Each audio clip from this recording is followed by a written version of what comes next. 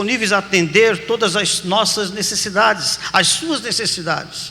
Então seria importante, sinto no coração de hoje, a igreja também estar orando pelos pastores. Quantos concordam com essa oração? Amém? Então eu quero convidá-lo a se colocar de pé. Nós temos aqui o pastor Nilton, a sua esposa. Nós temos o pastor Paulinho, a sua esposa. Nós temos o pastor Vilimar. Nós temos aqui o pastor Edson. São pastores que estão presentes nesse instante, e que eu creio que essa oração podemos estender a todos eles. Amém, queridos? Então nesse instante nós vamos pedir para que Deus continue abençoando a vida desses homens, concedendo a eles graça, visão, concedendo a eles todo um equilíbrio psicológico, para que eles possam estar sempre preparados para atender toda e qualquer circunstâncias que venham às suas mãos. Amém, igreja? Então é você que vai orar nesse instante. Eu conto com as suas orações também. E nesse momento eu queria pedir que você erga a sua mão e que você comece a orar então pelos pastores. Comece a orar pelos nomes dos pastores que você lembrar. Temos vários pastores aqui: pastor Odilon, pastor Márcio Bar, que não se faz presente. Mas vamos orar, oremos nesse instante. Querido Pai, é uma alegria, Senhor, muito grande no meu coração de poder fazer parte de um momento onde não estou trazendo as minhas demandas a Ti, mas estou agora intercedendo por aqueles que estão, Senhor, na disposição do ministério, por aqueles que são chamados por Ti, que são escolhidos por Ti, Senhor, para poder estar abençoando a vida dessa igreja, ó Pai. No nome de Jesus nós pedimos que haja um fluir do Espírito Santo na mente, no corpo, no espírito de cada um dos teus servos, para que sejam homens capacitados, homens preparados, homens dinâmicos, homens com visão, Senhor, para atender as demandas desta casa de oração, porque aqui o Senhor tem trazido a cada um de nós, e o Senhor tem o povo que precisa de intercessão, o Senhor tem o povo que intercede por aqueles que necessitam. Então, somados a isso, nós agora clamamos: abençoe os pastores dessa igreja, ó Pai. No nome de Jesus eu clamo e peço, e que os teus anjos estejam acampados ao redor de cada um, guardando, livrando de todo mal. E que também o nosso pastor Gilmar Duerne, no retorno dessa viagem, ele venha estar guardado por Ti, e ele venha chegar até aqui, ó Pai, em paz. E quando ele vir trazer a mensagem, Senhor, na igreja, que ele possa estar, Senhor, impactado com o Teu poder, com a autoridade da Tua palavra, como até aqui o Senhor assim tem feito e o tem conduzido nesta casa de oração. Obrigado a Deus por esse momento, pela vida do Teu povo. Esta é a oração, é o desejo do nosso coração para os pastores desta igreja. Amém, amém, Jesus. Glória a Deus. Os pastores agradecem as vossas orações, queridos. Aleluia. Aproveitando ainda que você está de pé, abra sua Bíblia no Salmo de número 18. Eu gostaria de ler um versículo da palavra de Deus.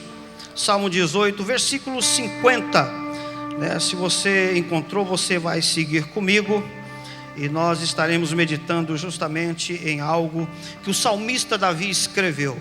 Salmo 18 foi escrito pelo salmista Davi, e ele justamente cantou. Mas antes de cantar, ele escreveu, ele narrou aqui as adversidades, as dificuldades que ele enfrentava, principalmente com inimigos. E o versículo 50, que eu separei, diz assim: é Ele que engrandece as vitórias do seu rei, e usa de benignidade para com o seu ungido, com Davi e com a sua posteridade para todo sempre. Amém. Põe a mão no seu coração e fale assim comigo: Senhor, que a minha posteridade esteja guardada debaixo das tuas asas. Eu creio que até aqui o Senhor tem me conduzido para ser mais do que vencedor em Cristo Jesus. Amém, amém. Podeis assentar, queridos. Glória a Jesus.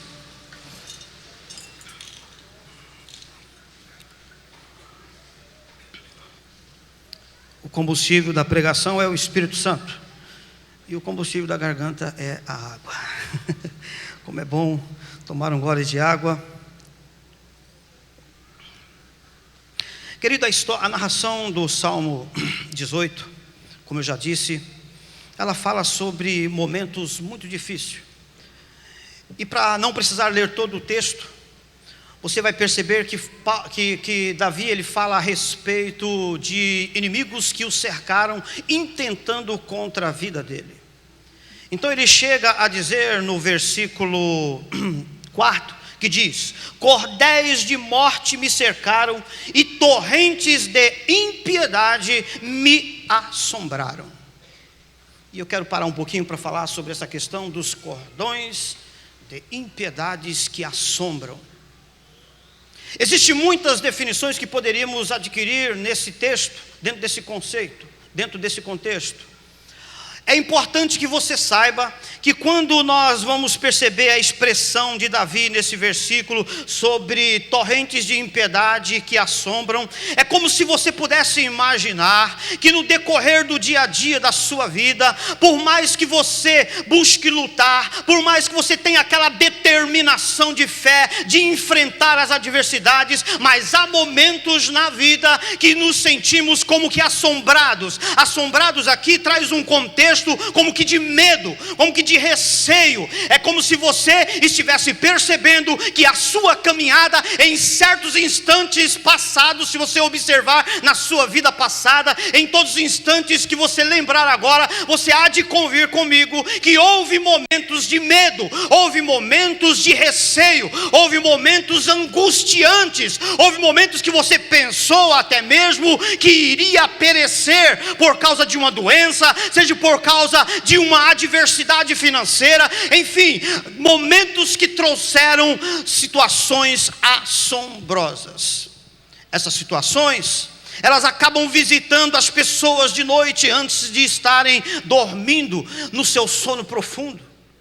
Aquele momento em que você deita e você começa a pensar sobre tudo o que aconteceu, sobre os motivos que faz você estar temeroso, temerosa, e como é horrível você se deitar, e mesmo quando você sabe que a sua fé ela está evidente no seu coração, mesmo você entendendo que existe uma certeza de que você vai vencer, mas o momento da assombração por causa de certas adversidades é algo que angustia, é algo que faz com que você se sinta de repente sem forças, você perde a visão de repente por um instante de tudo que você gostaria de ver acontecer de bom na sua vida. É horrível, queridos, quando nós nos apercebemos em situações como essa que coloco a vocês. E o salmista, ele não teve receio em descrever que ele viveu uma situação assim.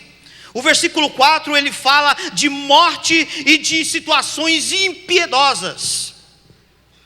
Às vezes nós observamos, por exemplo, o tanto que se fala sobre crise nos nossos dias. E é como se pessoas que estão responsáveis em conduzir toda uma situação financeira e econômica do nosso país dentro de uma harmonia, e quando eles perdem o controle, quando eles não conseguem fazer com que as coisas estejam equilibradas, é como se eles provocassem um tipo de assombração, de assombramento na nossa vida, e ficamos como que preocupados, como é que vai ser? E agora subiu o combustível, e subiu o preço das coisas, e isso causa, irmãos, eu acredito que na vida de cada um é como se você pudesse entender que há um incômodo, um desconforto por você saber que está perdendo o seu poder de compra, que está perdendo a sua condição de ver um futuro mais seguro, mais garantido para você, para a sua casa. É horrível quando nós temos que parar e avaliar então a situação e perceber que a morte, que a impiedade, elas se fazem presente no nosso dia a dia. Eu gostaria de lembrar a todos que esse mesmo Salmo 18, ele é apenas uma repetição do que está escrito em 2 Samuel, no capítulo 22.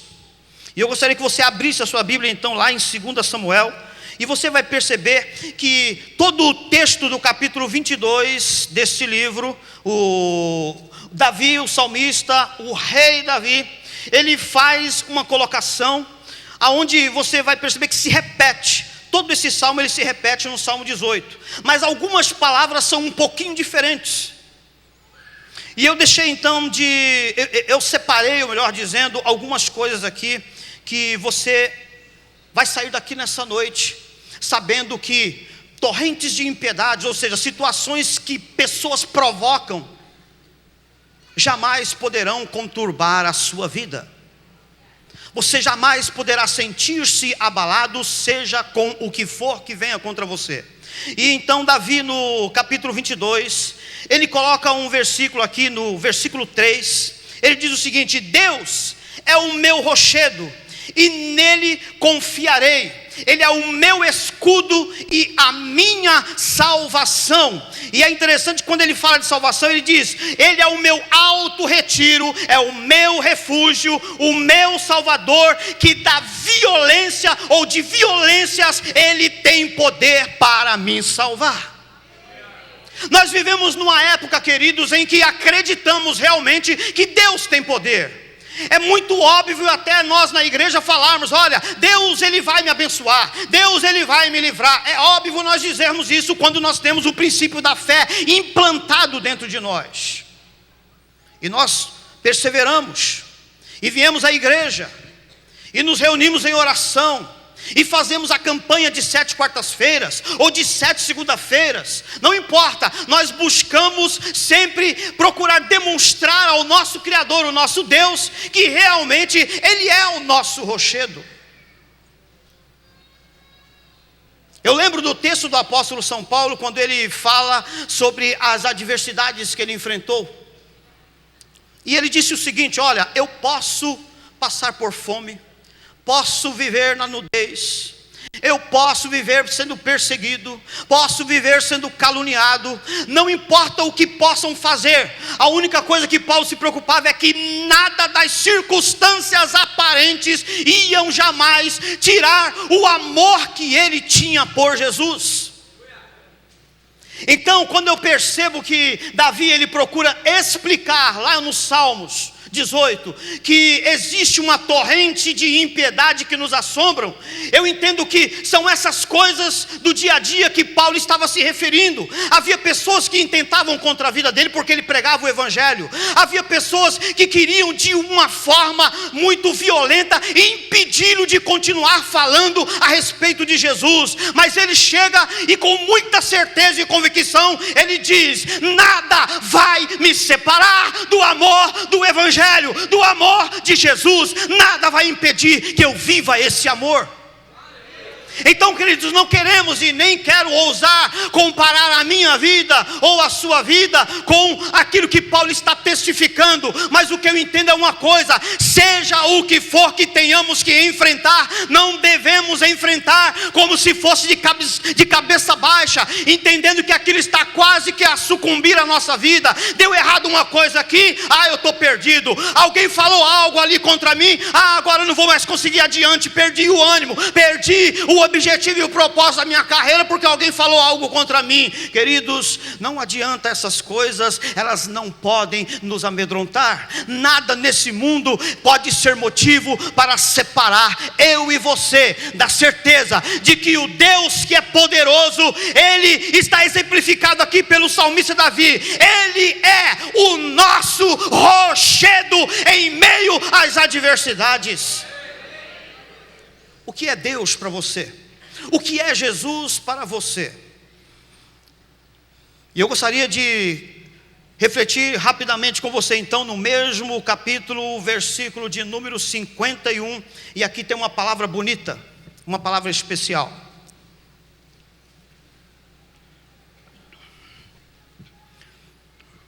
Diz assim o texto, ainda o salmista: Ele é a torre das salvações do seu rei, e usa de benignidade com o seu ungido. Ele é a torre forte, Ele é a torre das salvações do seu rei. Que coisa linda, né, irmãos? Quando ele fala aqui a palavra salvações, nós sabemos que só há um caminho, uma só fé, um só Deus. Nós entendemos assim, amém? Um só batismo, Nós entendemos assim. Então, de repente, quando Davi usa essa expressão salvações, você vai perceber que fica um pouco não condizente com esse princípio. Mas por quê? Porque Davi não está falando da salvação eterna, da salvação que nos leva para o céu. Davi aqui está falando dos escapes que ele precisou receber de Deus na sua carreira, na sua existência.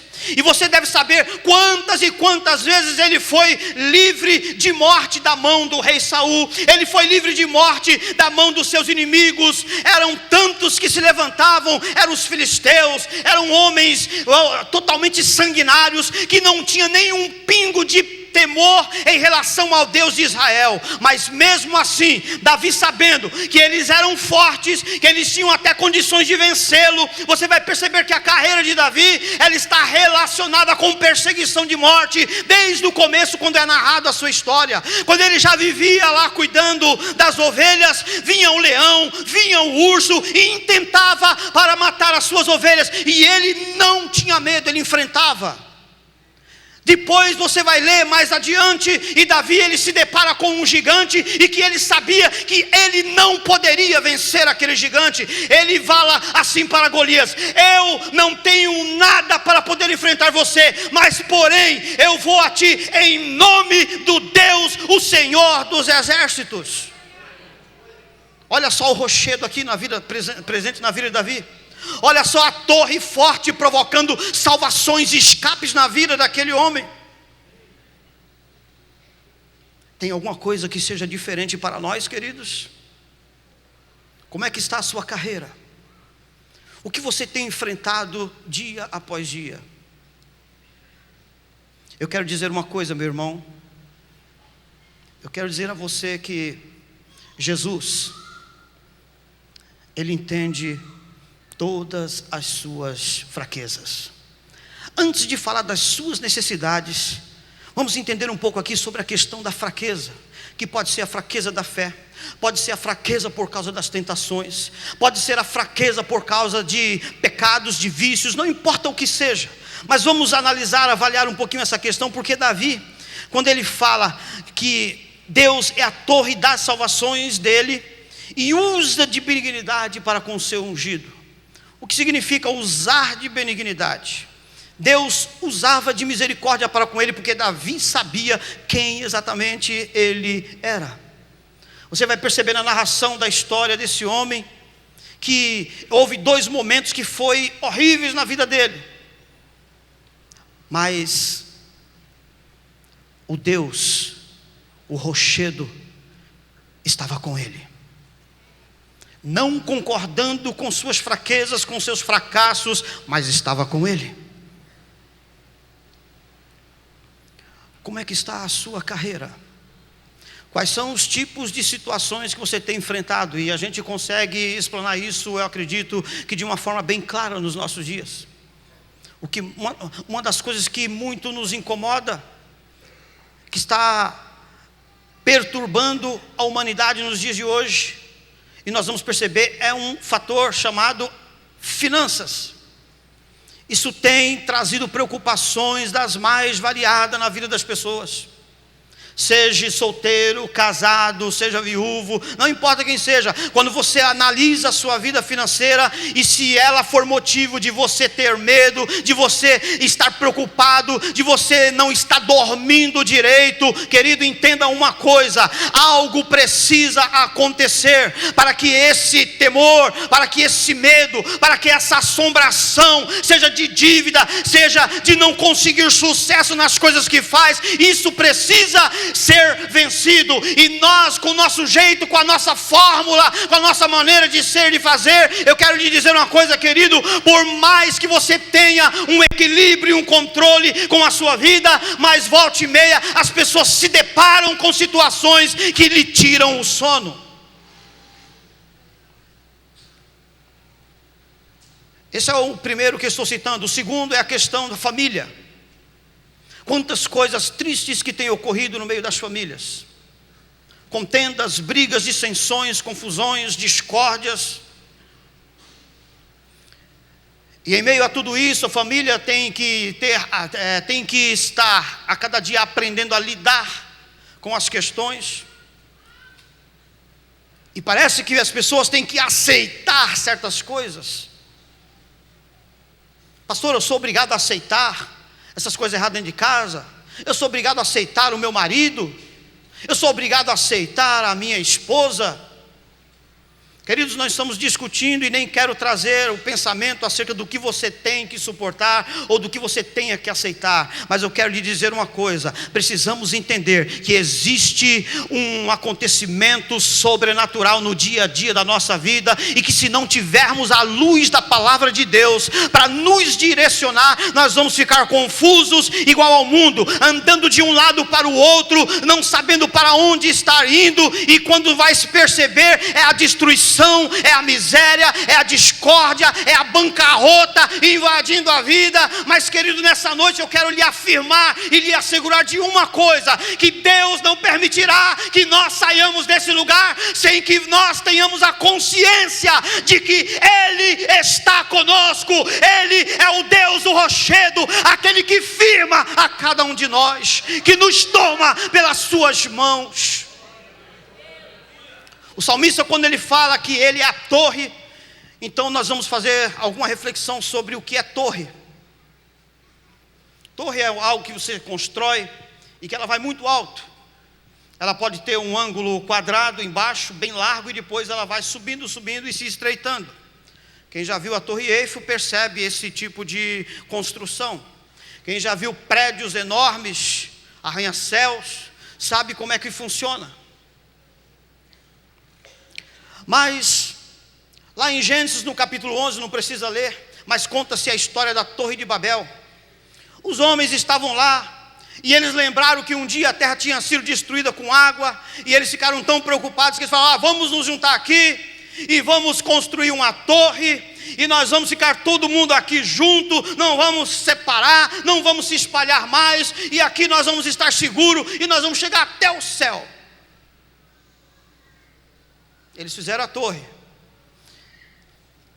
e a Bíblia, nós sabemos que revela que a torre ficou então chamada a Torre da Confusão, a Torre de Babel. O mais interessante depois é que essa mesma Torre de Babel, ela passou a ser chamada pelos babilônicos de Porta para os Deuses. Eu até quando estava lendo sobre isso, eu fiquei, mas que coisa mais cômica, né? Uma coisa que é confusão, agora vira porta para os deuses. E os babilônicos acreditavam nisso. Isso é para poder você entender como que nós tentamos construir coisas para nos dar autossustentação, para nos trazer autossuficiência. Achamos que tudo aquilo que fazemos, que construímos, que edificamos, são coisas que nós vamos conseguir fazer com que ela se perpetue pela posteridade. A Torre de Peniel, por exemplo, lá em Juízes, está descrita como um lugar onde as pessoas buscavam se refugiar, mas de repente essa torre foi destruída. Gideão fez parte de uma das lutas onde a Torre de Peniel ela foi destruída. Isso significa o quê? Por mais que a torre significasse a presença de Deus, mas foi o homem que fez, ele fez do seu jeito, da sua maneira, ainda que Deus dê a visão, mas você vai fazer do seu jeito, da sua maneira, e vai chegar um tempo que aquilo vai terminar, que aquilo não vai continuar. Você constitui, pai, a sua família, e você se preocupa com os filhos logo cedo. Bom, meu filho vai ser isso, eu acho que eu vou direcionar meu filho para fazer isso aqui.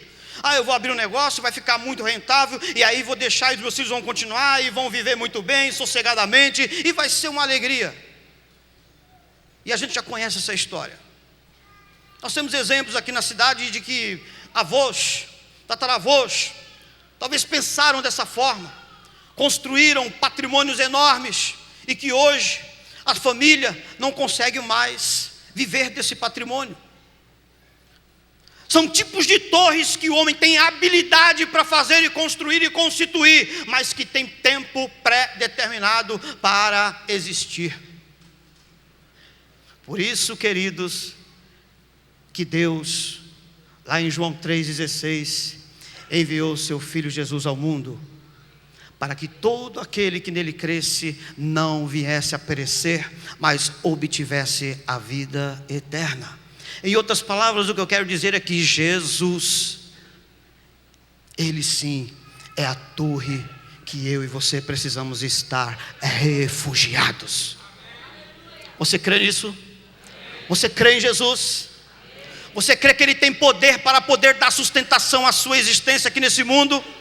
Muito mais do que isso, Ele não só dá sustentação a você aqui nessa terra, como Ele já está com os dias já pré-determinados pelo Pai, para poder vir nos buscar. E em breve, eu ouso dizer para você nessa noite, que a torre que é Jesus, ela surgirá acima das nuvens, e todos os que estiverem nele, desaparecerão dessa terra, ao encontro do Senhor nas nuvens. Jesus, Ele é a torre, querido, que nós precisamos estar firmados, guardados e sustentados. Eu quero dizer para você, Ele sim é uma torre forte, porque Ele é perfeito. Ele venceu o pecado, Ele venceu a morte, Ele venceu as afrontas, Ele venceu tudo aquilo que era de má intenção contra Ele. Ele venceu a tudo, Ele suportou a tudo. Diz o texto que em tudo Ele foi provado e em nada Ele cedeu. Na analogia de torre, eu quero dizer para você, Jesus é a torre perfeita. A sua torre, ela pode até balançar às vezes, ela pode até correr o risco de cair, de desmoronar, mas se você estiver com Jesus, Ele tem poder para reconstruir tudo na sua vida. Ele tem o poder de fazer renascer dentro de você sonhos pelos quais você será abençoado, você e a sua casa. Jesus tem poder para fazer isso, queridos. Ele é poderoso. O salmista diz: Ele é a torre das salvações do seu rei, e Ele usa de benignidade com o seu ungido e com a sua semente, a sua posteridade. Preocupe-se, calcule, procure ser eficiente na sua administração, em tudo, na sua casa, no emprego, no seu negócio. Seja um fiel mordomo, uma fiel dispenseiro daquilo que Deus colocou nas tuas mãos. Mas entenda uma coisa: perfeito é Ele, e Ele quer levar-nos a um momento em que nós poderemos olhar e vislumbrar as coisas que ainda nossos olhos não podem contemplar. Breve, a torre que é Jesus surgirá, e nós estaremos olho a olho, face a face com Ele. Pastor, esse dia vai estar demorando a chegar. Eu nem sei se eu vou esperar mais, porque já vi falar tanto. Querido, Jesus, Ele se apresenta como uma proteção para você aqui nesse mundo. Ele é a nossa salvação em tudo o que precisarmos e querermos contar com Ele. O que nós não podemos